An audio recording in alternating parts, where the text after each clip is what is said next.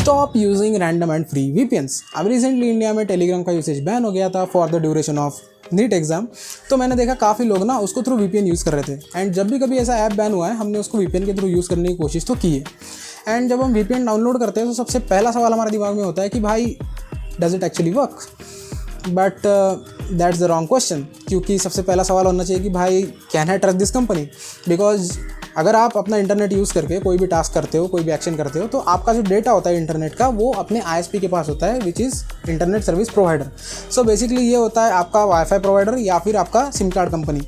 तो जब आप वीपीएन यूज़ कर रहे हो तो आप ये सारा डेटा ना एक थर्ड पार्टी कंपनी को दे रहे हो। सो अगर आप एक वीपीएन यूज़ कर रहे हो to access something, then use a trusted source like Windsurf या फिर प्रोटॉन वीपीएन, जो काफ़ी सालों से अपनी सर्विसेज प्रोवाइड कर रहे हैं। एंड मैं मानता हूँ कि इनके सर्विसेज फ्री नहीं होते, they have paid services, but they take accountability for their actions. मतलब अभी अगर कभी डेटा लीक होता है या फिर आपका डेटा कॉम्प्रोमाइज़ हो जाता है तो फिर you can file a legal case against this companies. वही अगर आप कंपेयर करते हो इसको किसी नए कंपनी के साथ में जो आपको फ्री में वीपीएन दे रहा है and that company is new, then वो कंपनी गायब हो जाएगी, आप कुछ नहीं कर पाओगे। सो बेटर है कि जब आप कभी वीपीएन यूज़ करो so use a trusted source, because on internet आपको एक वीपीएन फ्री में मिल सकता है लेकिन ट्रस्ट नहीं।